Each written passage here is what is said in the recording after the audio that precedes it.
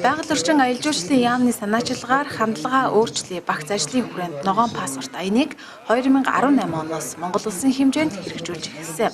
Тус ажлын хэрэгжилтийн нэг хэсэг болох ногоон паспорт, ногоон төгөл, модлог ургамлын цэцэрлэгт хүрээлэн Монгол улсын 21 аймаг нийслэлийн 9 дүүргийн хэмжээнд байгуулж байгаамаа.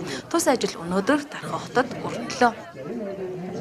Өнөөдрийн Дархан аймагт эхэлж байгаа энэ ботлог ургамлын цэцэрлэгт хүрээлэн 500 суулгас тарихаар энэ жилийнх нь эхэлж байна. 13 төрлийн ботлог мод байгаа.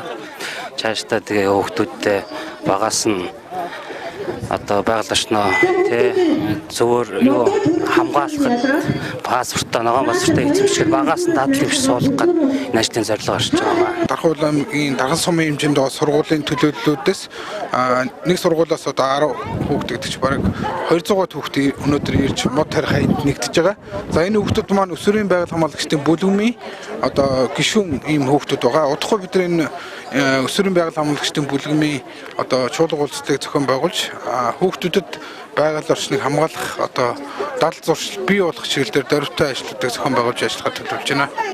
Энэхүү аяны гол зорилго нь өсвөр үеийнхнийг байгаль орчныг хамгаалах, уур амьсгалын өөрчлөлт, цөлжилт, эсний нүүдлийн эсрэг мод тарихад оролцох, улмаар танин мэдэх, ойн мэрэгжлийг сонирхон судлахад нь дэмжлэг үзүүлэхэд оршжээ.